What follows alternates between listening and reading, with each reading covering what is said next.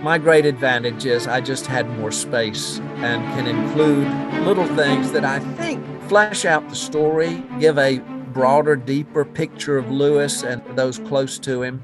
Welcome to All About Jack, a podcast feature of the website essentialcslewis.com. I'm William O'Flaherty, and today Harry Lee Poe, who goes by Hal, returns to talk about the third and final biography on C.S. Lewis. It's called The Completion of C.S. Lewis. It picks up in 1945 and goes until his death in 1963. Welcome back to All About Jack, Hal. Well, it is good to be back with you, William. Well, it is great to have you. Now, you kick off your first chapter talking about Charles Williams, Dorothy Sayers, and some obscure guy with the last name of Eliot, I believe. How do these people factor into Lewis's life at this time? These were important people in different ways. Eliot is one that Lewis had disliked for about 20 years. He credited T.S. Eliot with destroying poetry. Lewis had hoped to become a great poet, but the very style and nature of poetry changed in the aftermath of World War II, largely through the influence of T.S. Eliot's long poem, The Wasteland. And this became the style. It was what was in vogue. It was what all the smart young poets were doing. And Lewis's love of traditional forms and meter and rhyme and what one had expected of poetry for 3,000 years suddenly didn't count anymore. And so Lewis had utter disdain for Eliot. I mentioned that in the second volume. But his new best friend during the war from 1939 until 1945 was Charles Williams. Williams was an editor with Oxford University Press. And Lewis and Williams had originally gotten to know each other by exchanging fan mail. Williams had read Lewis's The Allegory of Love, and Lewis had read one of Williams' theological shockers, these novels that Williams wrote that were unlike anything that had really been done before, but now is a fairly common thing where there's this mix of the supernatural and the everyday. So the sort of things you find in the Marvel universe. Charles Williams did it first. So Williams became a part of the Inklings when the war started, and Oxford University Press moved its offices from London back to Oxford. And Williams went up to Oxford and became one of the Inklings and very close to Lewis throughout the war years. And then 1 week after the war ended in Europe, Williams died.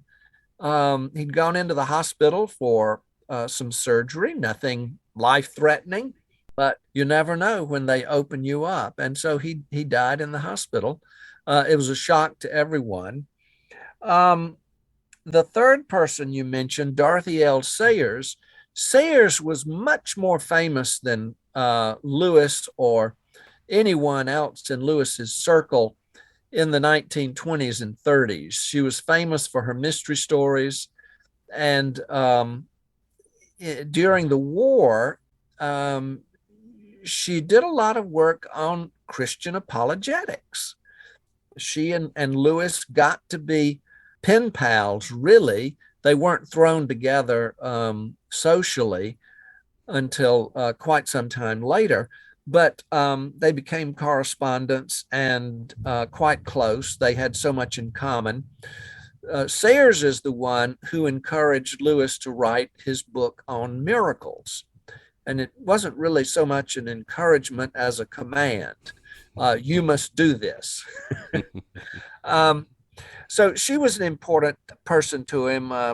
She had a great admiration for Charles Williams, as did T.S. Eliot. T.S. Eliot was an editor at Faber and Faber. And Faber and Faber published some of Williams' books. So, to make a long story longer, Lewis knew that Williams was going to be leaving Oxford to go back to London once the war was over, and decided that he wanted to publish a Festschrift in honor of Williams, and just to celebrate Williams and his friendship and to indicate how significant Lewis thought he was. And Tolkien was going to be a part of that project.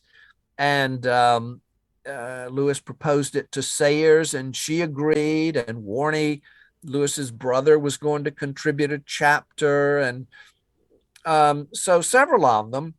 And Lewis, though he didn't care for Eliot, knew that Williams did. And so he planned to ask Eliot to be involved, at which point Williams died. So it was no longer a Festschrift in honor of a living person, but a memorial volume in honor of a dead person. And Lewis thought that the proceeds would go a long way to helping Williams' widow financially. Books like that don't make money, but Lewis was not someone really in touch with the finances of publishing. He was a writer, and for him, the big deal was to get it written and in print.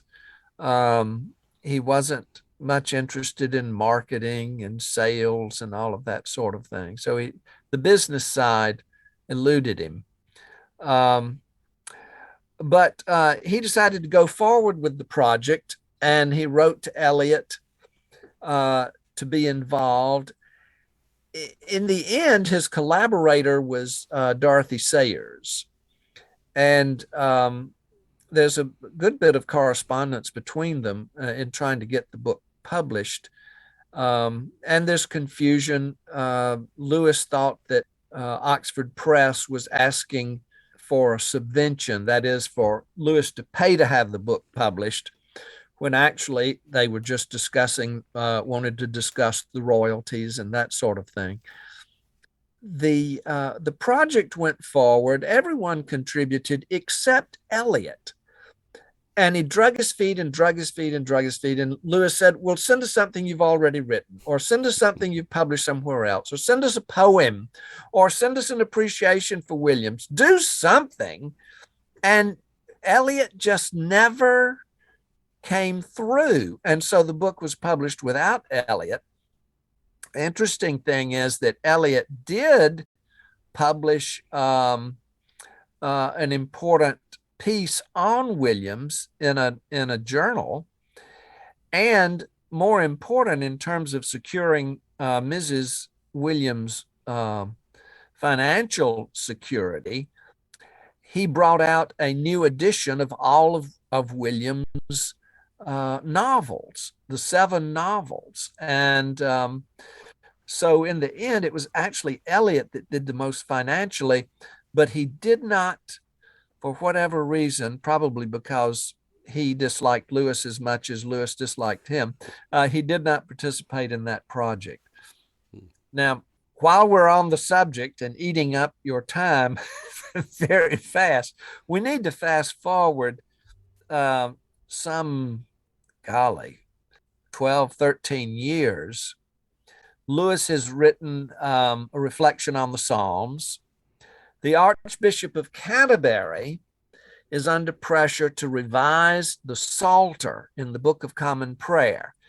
The Psalms that were used in the Book of Common Prayer were those that had been used in the original version in the 1540s. And so there was thought that it needed some revision. There were Hebrew scholars and musical scholars the Archbishop wanted two literary men. The first was Lewis because of his treatment of the Psalms. The second was, you guessed it, T.S. Eliot Eliot. himself, yes. And you would think that this would be just a horrible thing, and the worst of all possible things happened. That is, they grew to like each other. So, in the end, there was this anticipation of the horrors of working together. But we have letters from Joy describing the fact that the Eliots invited the Lewises to dinner. Now, this was a courtesy that had not been extended to Joy by the Inklings, who did not really care for her. Lewis's friends in the Inklings did not embrace Joy Davidman, this American, this bizarre American that Lewis had taken up with and married. And so it is ironic, I think, that Eliot then became close. And when it came time for Lewis to publish A Grief Observed, the story of his immediate grief following Joy's death, it was published by Faber and Faber, T.S. Eliot, editor. Yes, very interesting and ironic here. One of the things that I appreciate is in terms of the first part that you were sharing about after Williams's death. I had heard the various aspects that you do share in the book, but then you go on to share certain elements that either if other people in biographies had mentioned I didn't catch, is that how Eliot then helped Williams's widow with what you noted in terms of the getting his other books out there again and stuff and making sure and stuff. So one of the things, people wonder, well, why do a 3-volume project here, which we noted before in our other interviews, this wasn't planned this way, but you're able to give other details or additional details that other people just didn't have space for because they're trying to cover everything in 300 or 400 pages.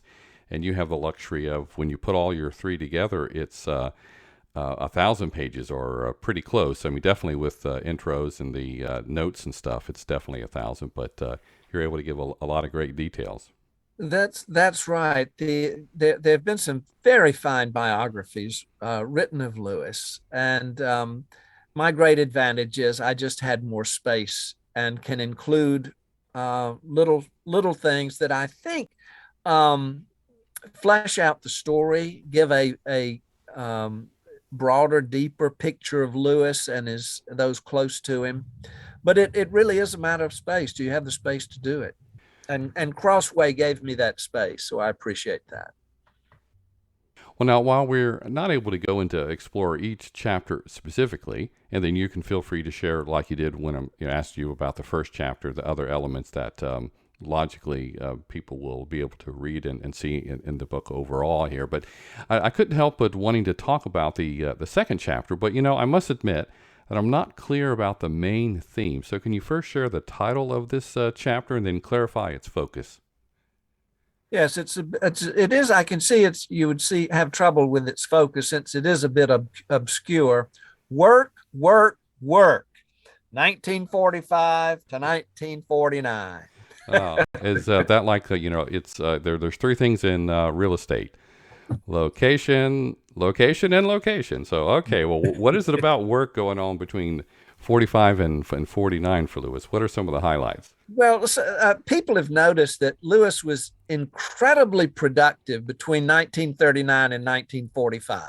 During the war, he wrote some of his most famous things: Problem of Pain, the radio broadcast that became Mere Christianity, Screwtape Letters, The Great Divorce, Paralandra, That Hideous Strength, and Miracles. This is an incredible production while he was every week going to speak at RAF bases, and he gave several sets of lectures, and I left out Abolition of Man. So incredible period.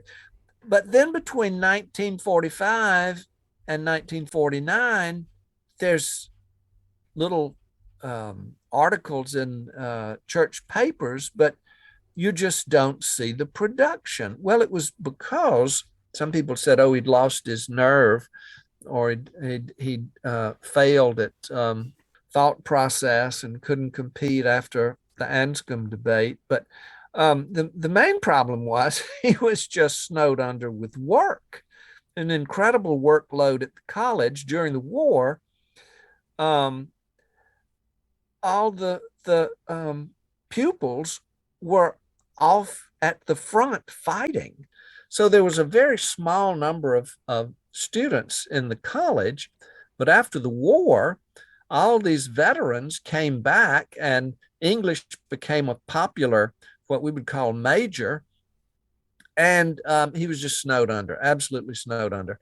Plus, he was working like a servant at home for Mrs. Moore, who had descended deeply into senility, and the home situation was horrendous. Warney, his brother, was descending deeper and deeper into alcoholism and required constant attention. And so those years from 45 to 49 were really bleak years. It was also the time of austerity. We think of rationing during the war, but poor Britain continued with rationing until about 1952, 53. And there wasn't any food, there wasn't any paper, there weren't any clothes, and there were fuel shortages. So it was not a happy time. Yeah, very much difficult. Yeah, and then you note in your book in terms of things that were released during this time. Many things had been finished before it, and so it was a matter of when it came out and such. But yeah, so yeah, Lewis had a lot of other things going on. People, it's interesting in terms. This makes me think of, most people will either think about Lewis, the author of Narnia, or the author of Mere Christianity and his other Christian works, but yet not maybe be familiar with all of them. And then they forget, oh, he had a full-time job. And so there were times to where that, as well as his domestic life, really took, or really ate up his time as we speak of it these days. But now, something that you've done in each of your three biographies is something that I'd like to say is that you haven't done, and that is you don't necessarily try to cover Lewis's life in a strictly chronological order. That wording may not be accurate, but in terms of instead of just and while you do a mostly chronological order, you do group together the major themes, and sometimes it will overlap for the same time period, like your first three chapters, almost the exact same time frame. So you were doing this in your other two books as well, but I don't remember if I asked you before about if you did that. I didn't double check, but I want to go ahead and get you on the record here as to why you did it that way, and how do you think this helped you present Lewis in a clearer light? You're absolutely right. I have done it in all three, and parts of his life were just terribly messy. And this period right after the war was a terribly messy time. He had one thing going on with one set of friends, so the projects he was undertaking with Sayers. He had another situation going on with his work as a fellow at Magdalen College. And the politics of Oxford University. He had another situation going on at home. And those areas of his life didn't necessarily overlap. They were simultaneous, but it just seemed easier to devote a chapter to each of these things going on during the same general time period than to try to sort them out in one chapter, switching back and forth within the chapter. So that was why I did that. You've got the same thing in the 1930s in volume 2. So that was my rationale. I thought it would make it clearer to the reader and simpler for the reader to understand these areas of his life, which he managed to keep separate. His friends in the Inklings knew virtually nothing about his home life, nor did his colleagues at Magdalen College. And Mrs. Moore knew virtually nothing about his work at the university or his friends, except the ones who stopped by. And there weren't many who stopped by. The Tolkien family did. The children would go swimming in the pond. But for the most part, these different areas of his life were kept separate. Mm-hmm. Yeah, and I think you do a great job in terms of succeeding in terms of helping us understand Lewis better by organizing it that way, because essentially you were saying that if you did it in the strictly chronological and then have maybe smaller chapters and stuff, you're just going back and forth with different themes, and so grouping them together like this is quite helpful for the reader, and it does definitely present Lewis in a clearer light. Well, thank you. Well, now we talked before, I know, about the photos, and you have photos again. So besides getting permission for the photos that were included in this new third book, which is the completion of C.S. Lewis, what went into the process of selecting the images that are in it?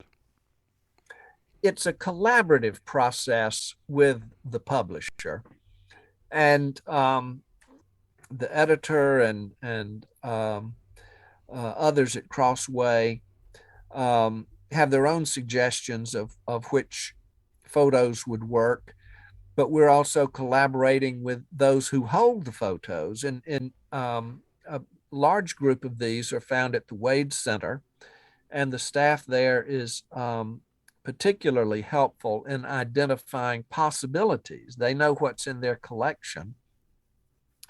And so these are the easiest to obtain. The Wade Center is just so helpful in doing that.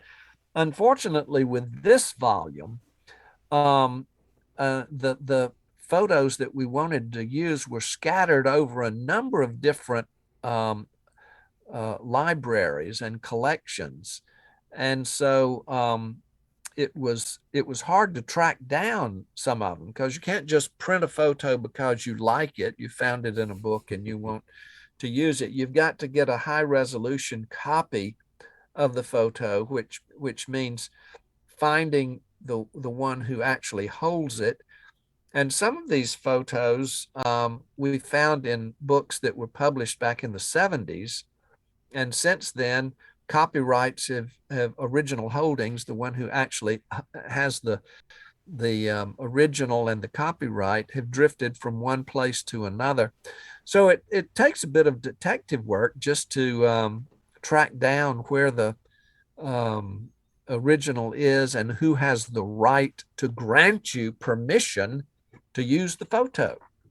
So not necessarily the most fun. Picking out pictures is fun, but doing the work of getting permission is grueling. Yeah. And the idea, I thought, well, we only used about 6 or 7, but I started counting up, and we've got 17. Mm-hmm. I didn't realize we had that many. And I wanted, as much as possible, for the photos to illustrate the narrative. So at one point, there's a discussion of austerity in the post-war years, but Lewis had a number of admirers in the United States who sent him parcels of food. And this was going on all over England and Europe, for that matter. There was a project called CARE, CARE, in which Americans sent food packages and clothes and all sorts of things to help people recover from the war. And Lewis had some very kind American admirers who just flooded him with food. He kept the food in his rooms at Magdalen. He did not take it home to the kilns. And I think that's because he had seen Mrs. Moore's management of rationing during the war, in which she would ration and not use, and food would spoil. Mm-hmm. And she was selfish and greedy, and so he just didn't take the food home. Apparently she never knew that the storehouse of food was in his rooms, and he parceled it out to others who weren't as fortunate as he was.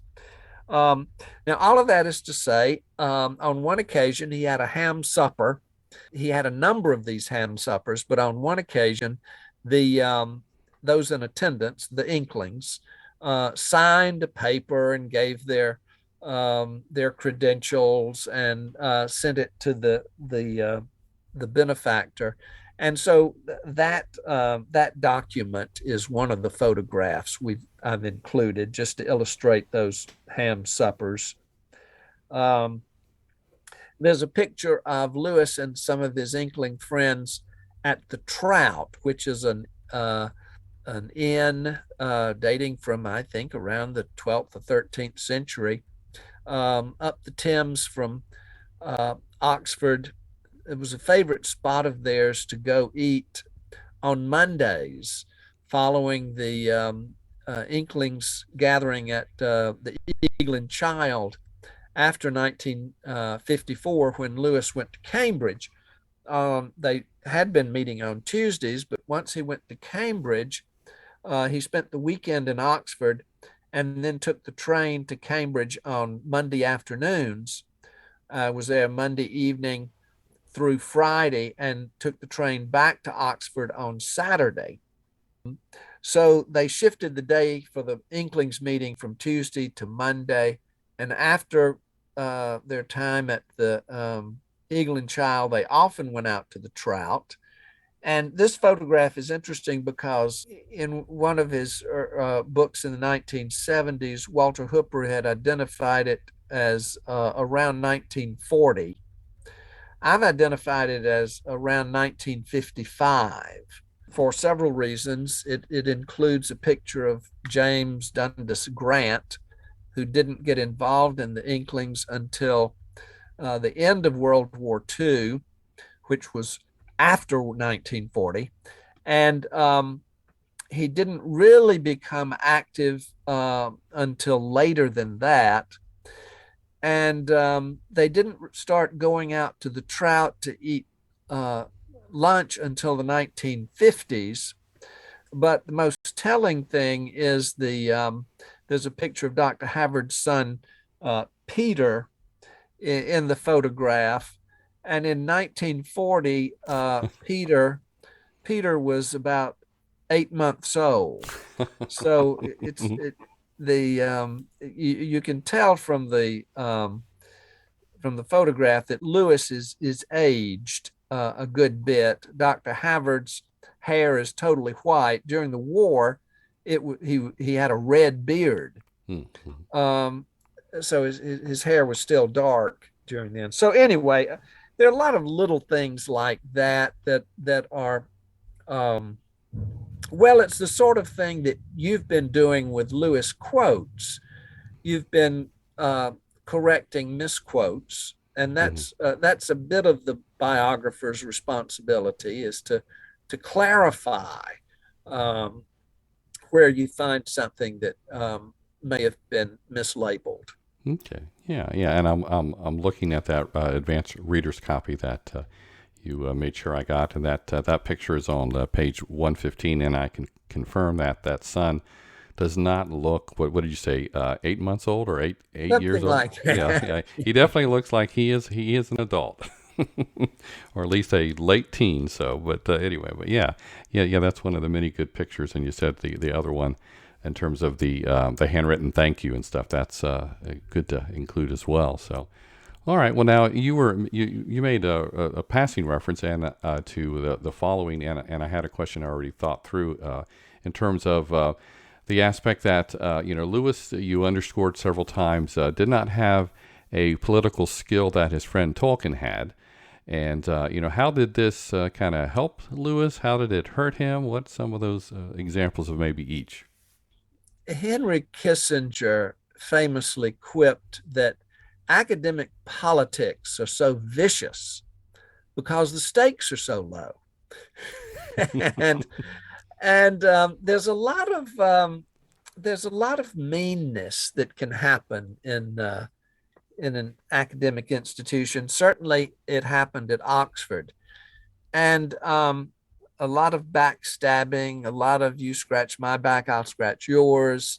Um, Not necessarily operation by conviction, or sometimes vindictiveness if you don't share an ideology.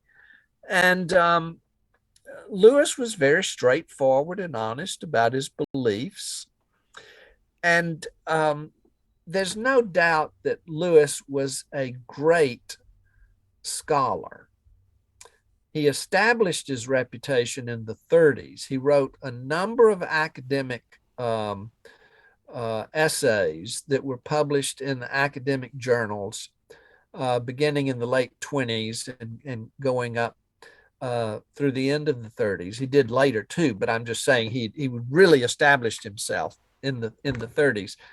He then published his great book, The Allegory of Love, still in print. What, some Yeah, yeah, 80 years later, something like that, 85 years later. yeah. It's from Um, 1936, I believe.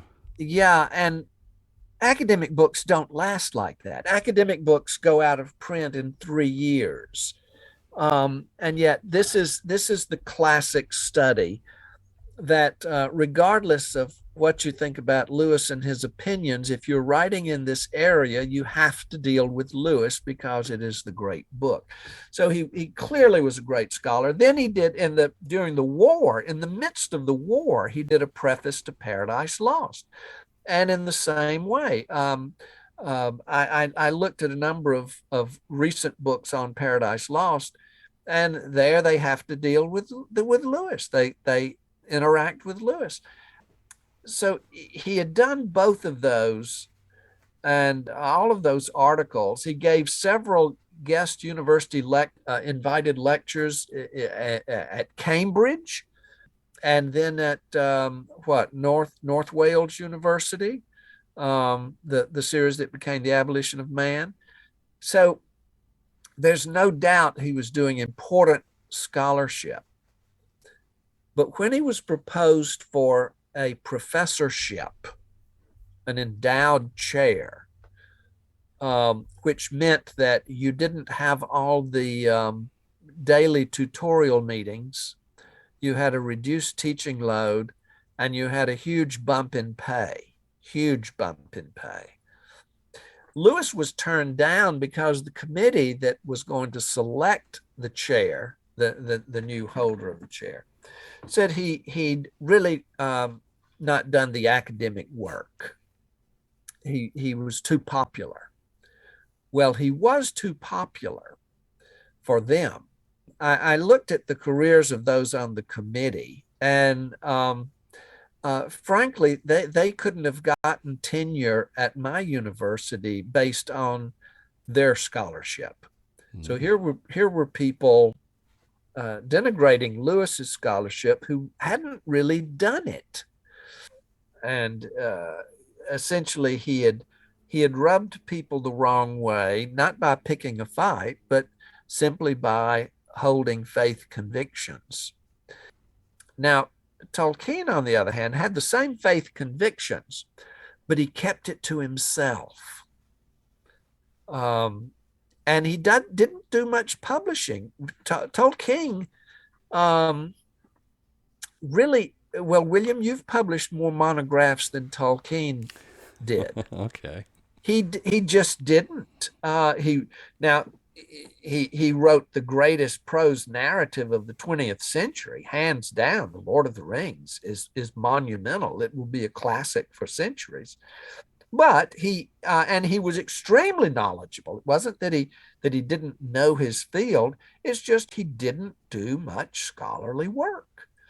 Um, but he knew how to get along and keep his head down and not pick a fight and not stand up to someone else who was trying to bully and intimidate people. Well, Lewis loved a fight, but as a result, it hurt his academic career at Oxford. Right, yeah, and yeah, that's something that has been brought out in other biographies. But just like we were noting before, because you have so much space to work with or pages here, you're able to give more examples and contrast some different things that I like the way that was brought out in your book. Well, now, chapter 3, as well as other parts in your book, you make reference to various different essays or shorter works by Lewis. And I guess we don't have to really confine it to what you mention in chapter 3, but you note that he did 28 shorter works between 1945 and 1950, and that many of them were meditations. Mention briefly what you mean by this, and then what are a few of the titles that listeners should definitely not miss. All right. Many of these were published in church newspapers. They meditations or devotions. My favorite, and certainly one of the most famous, is meditation in a tool shed. And you can picture this at the kilns. Here's Lewis doing he called gardening public works. So, but you can imagine him in a tool shed, and the door closed. It's dark, but he notices the light streaming in on a sunny day around the crack. And we've all seen this. Well, I hope everyone has seen this phenomenon of the light streaming in a dark room through a crack. And he can look at the light streaming through, and he realized he could look along the light. So he bent down and looked along the light, and he saw outside the crack to the sun, 93 million miles away. And it's a beautiful meditation on the difference between looking at and looking along, because he was essentially incorporated into the light. And this is essentially what the Christian faith is. It isn't simply knowing information about Jesus Christ, but it's living one's life within Jesus Christ, and quite a different concept. So you find him having these kinds of meditations on a variety of things, but also some shorter, pithy articles. Many of them are collected by Walter Hooper in God in the Dock. And so Lewis did not publish that book. He didn't collect these essays himself, but years later, Walter Hooper found all the articles and put them together in that book. And I commend that to your listeners if they haven't seen it, God in the Dock. Yes, most definitely. That's a great collection. One of the longest ones when you don't consider later on after that, a number of years ago, but out of print, there was a larger collection, basically, well, a all-consuming collected essays, and then they put it out in 2 parts, but that's not usually in print. So if you want a really large chunk, God on the Dock is going to be your largest, excluding those. So excellent recommendation. Well, now let's jump ahead here and look at Narnia here.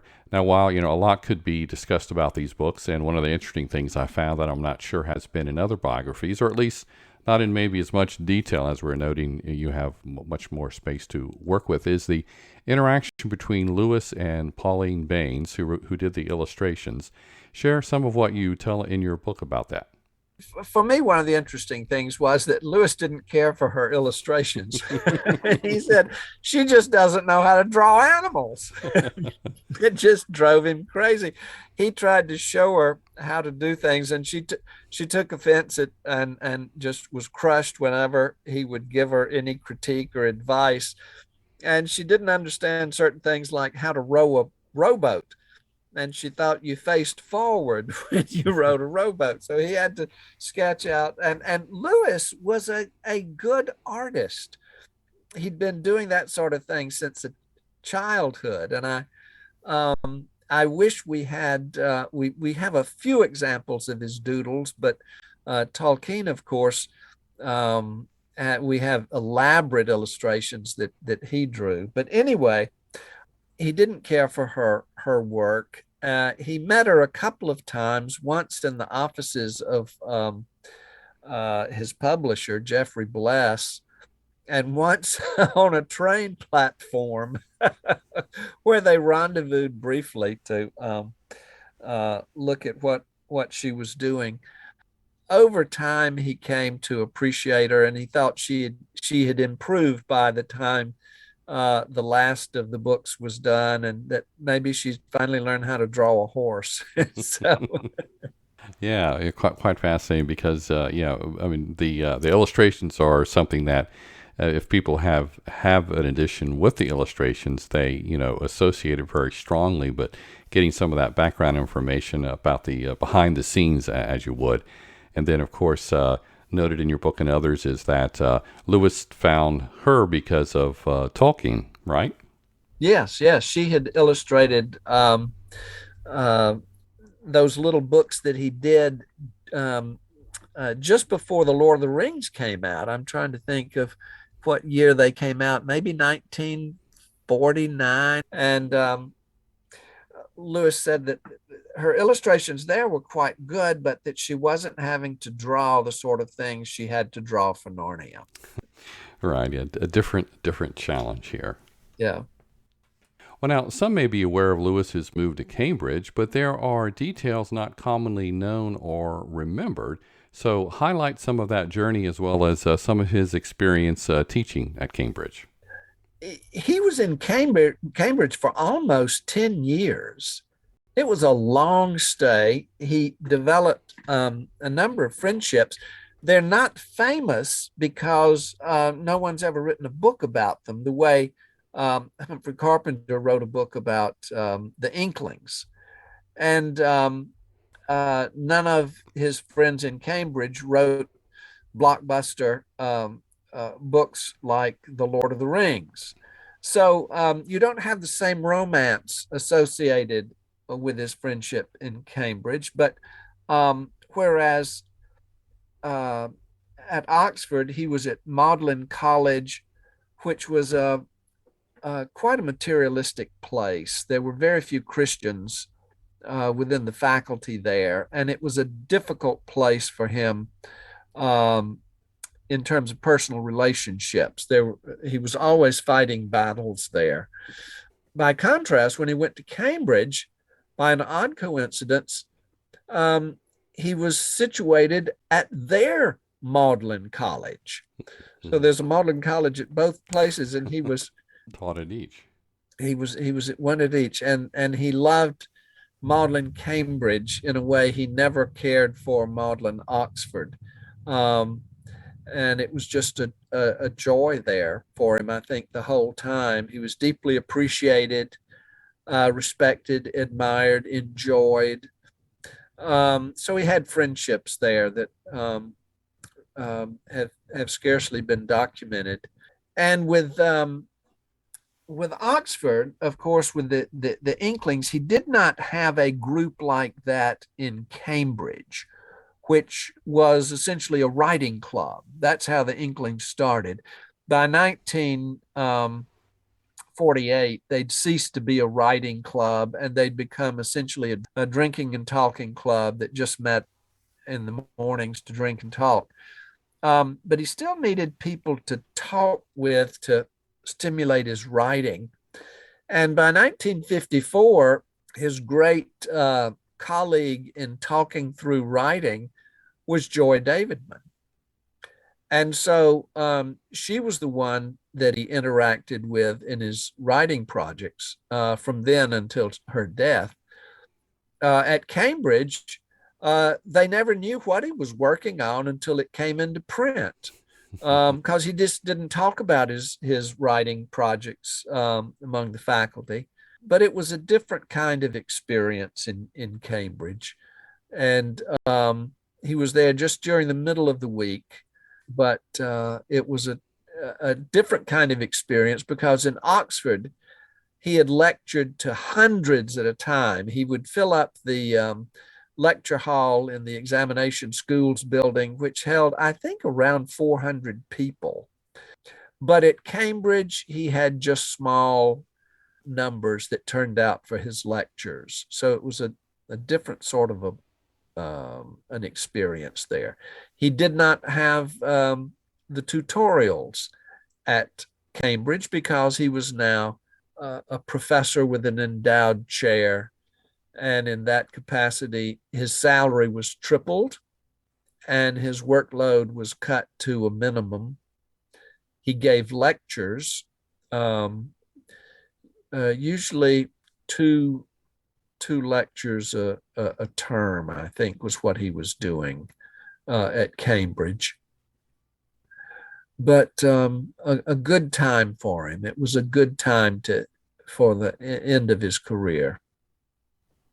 Yeah, now you mentioned someone that leads perfectly into the next question, and that is Joy Davidman. If I'm not mistaken, you introduce her here in chapter 5 of your book, but then you go on to devote 2 complete chapters to her interactions with Lewis, and another about how Lewis coped with her death. Well, now while time does permit to deal with all aspects of their relationship, and I think there's an obscure movie that dealt with that, but but I understand you were able to use a resource not available to other authors writing about Lewis that enabled you to present a clearer picture of the lady who became Joy Lewis. So what was it, and then and how does it show a more positive or maybe a negative or a mixed image of her?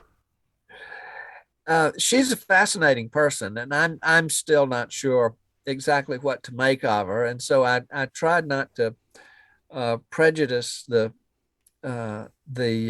book too much and let the reader decide for themselves. She wrote regularly, at least weekly, to her ex-husband, Bill Gresham, for a number of years there when she first went back to Oxford after the divorce. And part of that was to be sure he kept the alimony coming to support the boys. That was her big project. Her boys came first, and that comes through. I think they were the great concern of her life. But these letters are startling in their honesty. Gives a clear picture of what she thought of Lewis, and how frustrating Lewis could be because he didn't seem to be responding to her overtures and her flirtation. um, on the other hand, she wanted Bill Gresham to be responsible for his sons. She didn't want to have to depend on Lewis, and increasingly, before their marriage, he would help out. Now, we don't need to make too much of that because Lewis had been helping out ladies in desperate straits since the early 1940s. Lewis did not take any of his royalties from all of his writing. That was put into a fund that his friend Owen Barfield administered, and he was doling out cash to a lot of Americans, but a lot of ladies in England as well. And so Joy was just one other of those. But it grew to be more than just a charity case as the decade moved along. Now, isn't it also some poetry by Joy? I don't think you had mentioned that wasn't available to other biographers. Well, actually, Don King is the one who first had access to those letters and poetry, and he has published on that. Um, and his fine book, Out of My Bone, will give you details. But he's focused on the poetry, whereas I'm focused on the biography. Right. And so you'll get a slightly different flavor from both books. And so I recommend buying both. Ah, yes, and I There, did, Don, how you like that? and I did interview Don for that, and I'll have a link in the show notes so people can hear that interview, which will also have a convenient link to purchase that book as well. And I should also say there've been several uh, important books on joy that were done just a few years ago. A biography of Joy by Santamaria, Hmm. Right, and also a novel, a right. fictional treatment. And I believe you've interviewed both of those authors, haven't you? Well, yeah, the I didn't interview Patty about the Joy one, but then she did subsequently one about Narnia, so I got on board with that. So yeah, Okay. Yeah, but I thought so. I knew you'd had some interaction. So so yeah, so a lot of good work's been done on her in recent years. yes, definitely. But a very complicated person. Very Yes, and complicated. yeah, very complicated, very complex, as they would say. So, all right. Well, now, while Mere Christianity was released during the period that you cover in this third biography, it came out in 1952 for those who don't have that memorized like Hal and I would. But Lewis also published several other Christian themed books as well as titles related to his academic field. Share a few of those and why people would want to consider reading these relatively lesser known titles. The Four Loves is the first one that comes to mind. Lewis first mentions uh, these loves, that the different words for love and different categories of love that the Greeks used in the Allegory of Love in 1936. And he refers to storge, which is affection, familial love, philia, which is friendship, and eros, which is romantic or passionate love. Those are the three that Spencer mentions in The Fairy Queen. And it's in reference to that Lewis brings it up. He mentions these, he discusses these a number of times in his letters over the years. There's one to Warney in which he discusses this. You'll find him bringing it up regularly. And so the Episcopal Radio and Television Commission wanted Lewis to do something for them in the late 1950s. And so this was what he undertook finally, to write about these three plus the fourth one that meant so much to him, agape, which is the New Testament, a use of a little used Greek word, and it's the divine love. And so Lewis explores all of those. He refers to the three natural loves, all of which can be corrupted. And you find examples of him showing what that corruption looks like in the Screw Tape Letters Mm-hmm. and in the Great Divorce. And so the mother who possesses the child and has this corrupted motherly love is an example of that.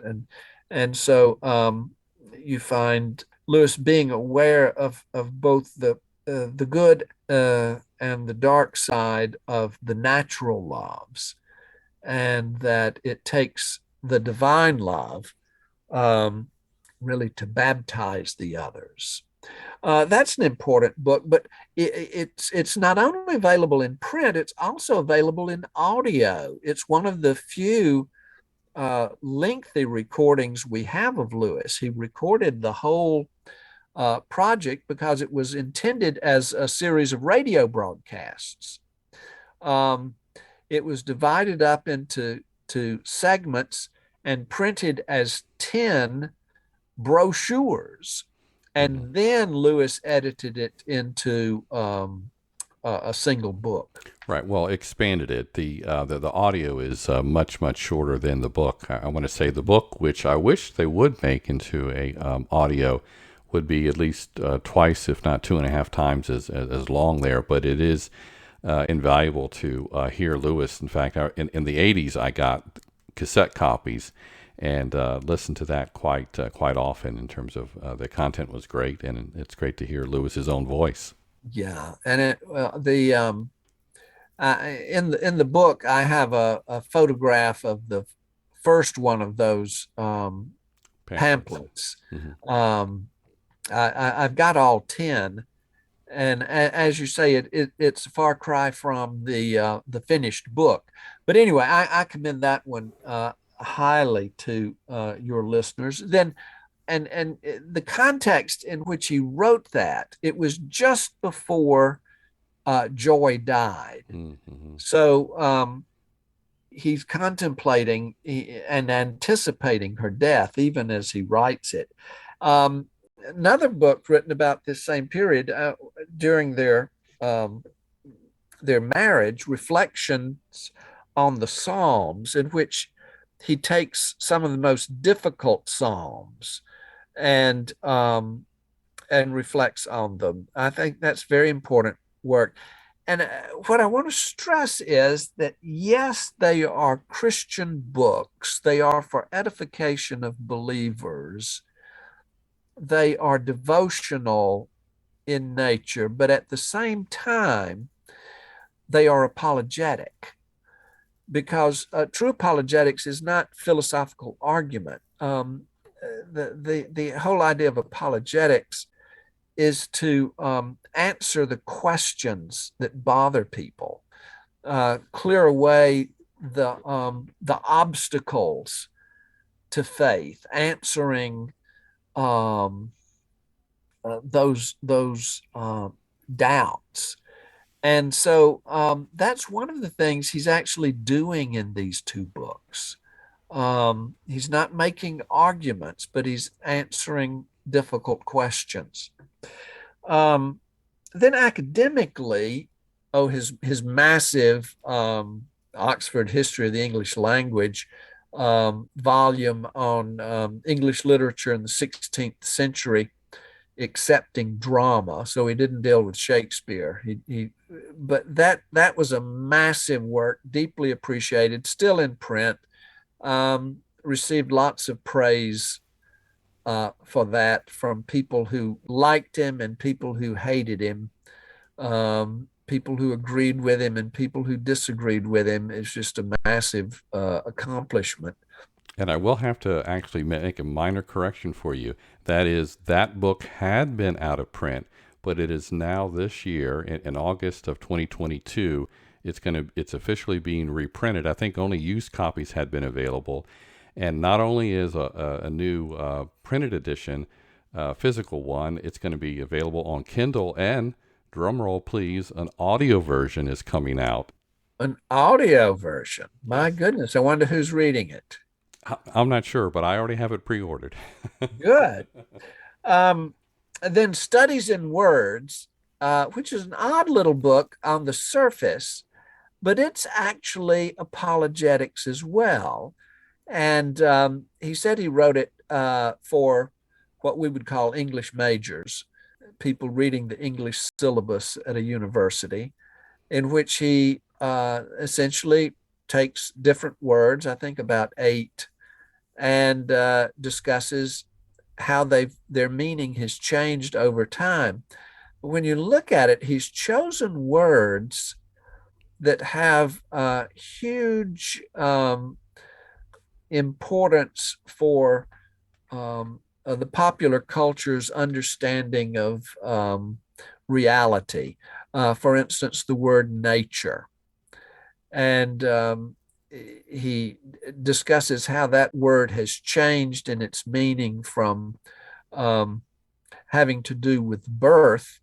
We get nativity, we get natal, prenatal, all of those sorts of things. So he's doing in that something he advocated at the end of World War II, he gave a lecture, gave a little talk to some youth ministers on how to do apologetics. They'd asked him, and he agreed to do it. And in the middle of the lecture, he said, really, the best apologetics is not more little Christian books, but more little books about every subject with the Christianity latent. And Studies in Word is an example of how to do that. The term became popular in the 80s and 90s, the integration of faith and learning. That's really what Lewis is talking about, only his terminology is probably better. An example of something from a Christian point of view. And then finally, an academic book that's very important in terms of his own area of teaching, The Discarded Image, is a study of, what today we would call a culture's worldview. Individuals have a point of view, a culture has a worldview. And what the medieval worldview was like and why it was that way. And so it's in a sense, a guidebook to how to read medieval literature. What were the assumptions, the presuppositions that undergird and lie behind all those passages in medieval literature? Very good. Well, now, reflecting back just as a whole of your book, the title is The Completion of Lewis. What were the most difficult part and what was the greatest satisfaction from finishing it? I can't say that there was a difficult part. This whole process has been just a great joy, beginning with the first volume. Um, I've been asked, well, how long did it take you to write a volume? And in one sense, it took a year per volume. In another sense, it took about 40 years, because this is the culmination of decades of work with Lewis. Um, the most fun has been going through the letters and the diaries, which was made possible by Walter Hooper. If Walter Hooper had not edited Lewis's letters and diaries, so much of the work that's possible now would have not really been possible. These letters are held in collections all over the world, and it takes so long to read them that very few people could afford the time and the expense of visiting these libraries to do the kind of work that I was able to do in the comfort of my office and my home. So that was a great joy. Just learning things about Lewis and clarifying misconceptions. There's a lot of popular mythology that's attached to Lewis, just as you've noticed that misquotations catch on and get passed on. There's stories about Lewis that have gotten carried on, and so part of my work in writing this biography was to start from scratch, which is the primary sources, and try to pinpoint where did stories arise? Where did people start saying Lewis did this or Lewis did that, or Lewis felt a certain way or believed this or had that attitude? And sometimes it's just an individual's opinion that they've attached to Lewis, and it caught on. And this is how legends grow. And there's a tradition of Lewis biography. The earliest ones, Roger Lancelin Green wrote a little very brief biography for The Bodley Head, Lewis's publisher of the last two volumes of the Chronicles of Narnia. That was written before Lewis died. Then Helen Gardner, a great English professor at Oxford, and sometimes in conflict with Lewis. When Lewis turned down the chair of medieval and Renaissance literature at Cambridge, it was offered to Helen Gardner. Then Lewis decided he would like it, only it had been offered to her. And she found out, probably through Tolkien, who was on the committee, that Lewis now wanted it. And she voluntarily stepped back and let Lewis have it. That is an incredibly gracious act and sacrificial. In any event, she wrote a biography, a brief biography of Lewis for the the English Association Journal. In it, she mentioned that the second person stepped back. She did not mention that she was the second person, which was also incredibly modest. She did, a few years later, get a chair, and she was made a dame by the Queen. So she did all right in the end. But anyway, those are both people who knew Lewis. Warney wrote a memoir of Lewis. And so far, we're dealing all with memoirs. Then Walter Hooper and Roger Lancelyn Green wrote the first full biography. But again, these are people who knew Lewis. The next really important one was George Sayers' biography of Lewis, about 1988, maybe, entitled Jack. It's a very fine biography. Yes, indeed. I keep turning to it. I really like that. But again, it's memoir, because he was very close to Lewis, knew Lewis. Lewis stayed in his home many, many times. And so you've got this tradition of biographies. And then you come to A.N. Wilson, 1990. And Wilson relies on this biographical tradition, but also introduces some dubious interviews he has had with people, in which he raises all sorts of, well, it's a controversial biography. I won't say more than that. But George Sayer, in a talk given to the Oxford C.S. Lewis Society, rebutted what A.N. Wilson had said that Sayer had said. Is that confusing and enough? he would be in position to rebuttal it. He denied saying what Wilson said he said. And then Wilson also quoted a number of people, such as Lady Dunbar, Maureen Moore, who was. Only Lady Dunbar by that time had an advanced state of dementia. There's a video recording of an interview between Lyle Dorset and Lady Dunbar and her husband Leonard Blake that was done maybe the late 1970s, early 1980s. It's in the collection at the Wade Center. And it's clear that she's having difficulty, mental memory problems, don't we all? Mm-hmm. But her memories is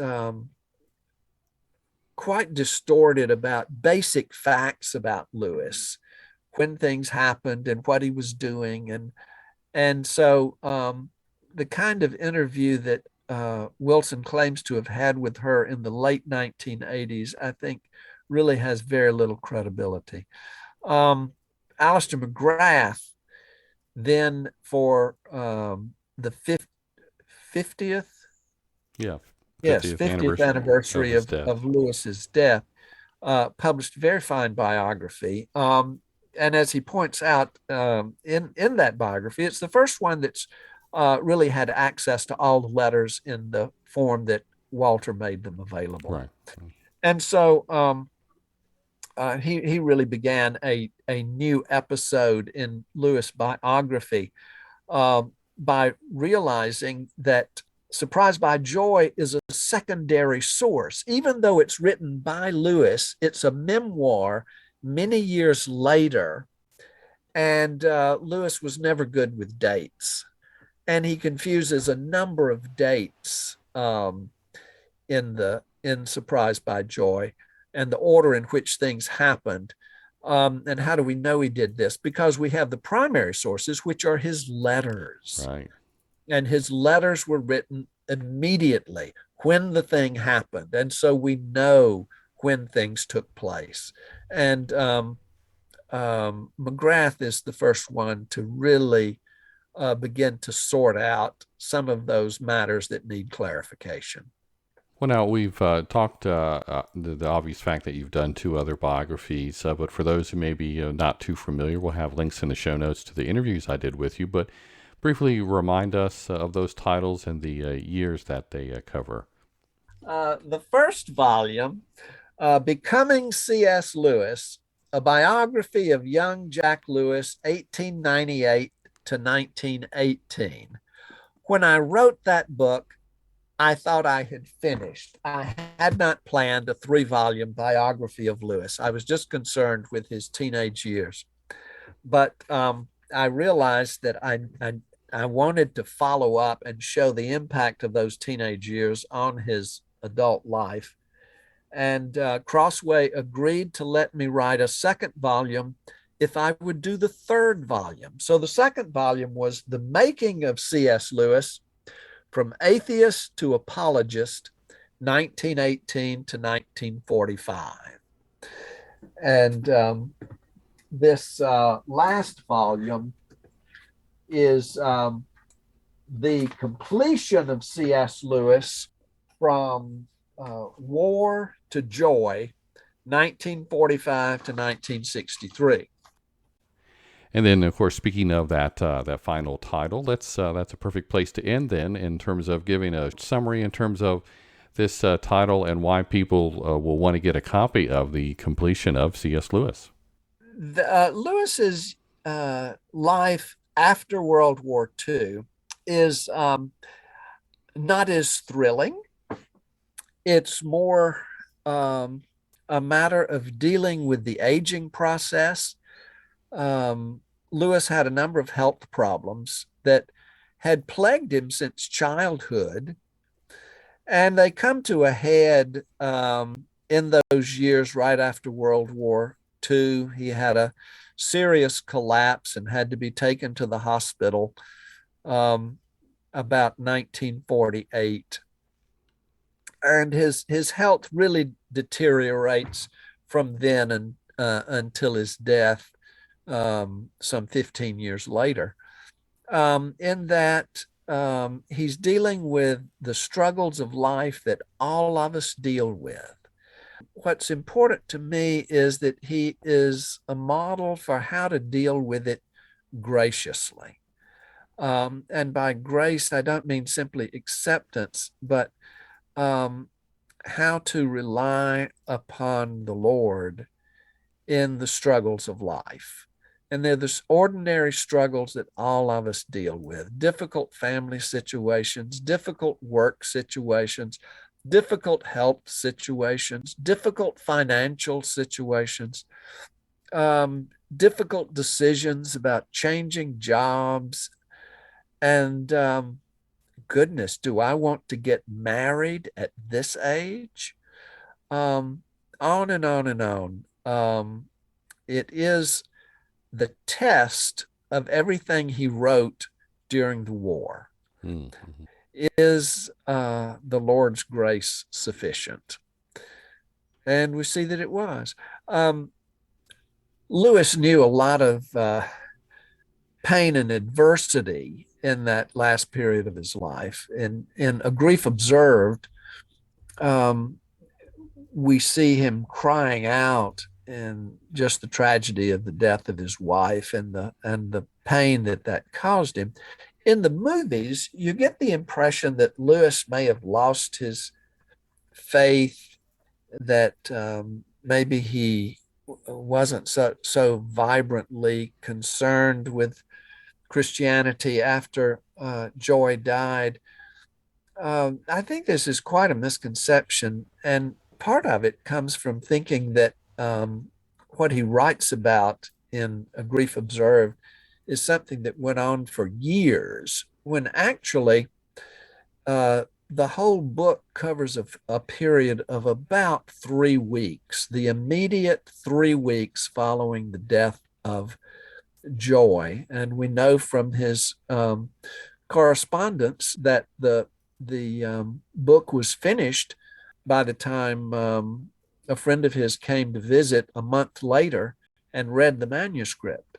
So he had already gotten through that immediate crisis that is so common to everyone who experiences that kind of grief. And we see him slowly coming out and realizing the nature of grief. I think it is one of the most helpful books for anyone who has ever gone through that kind of sorrow, because it's such an honest expression of the pain of death. In 1939, he wrote The Problem of Pain, and in it he said, now this isn't a solution to the problem, and it doesn't deal with any of the feelings. This is just how to think about it. Well, the bookend to read with The Problem of Pain is Grief Observed, in which he doesn't deal with the rationality. He deals with the feelings exclusively. And the two together, I think, form a very helpful combination to think about grief. All right. And then again, we were talking about in terms of why people will want to get this, the completion of C.S. Lewis, your final biography, and you were summarizing in terms of this may not be the most exciting time, but it shows Lewis living out his Christian faith and definitely holding on to it.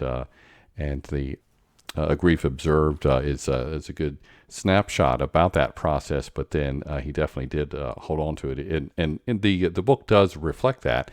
And I guess a final comment is in terms of the impact.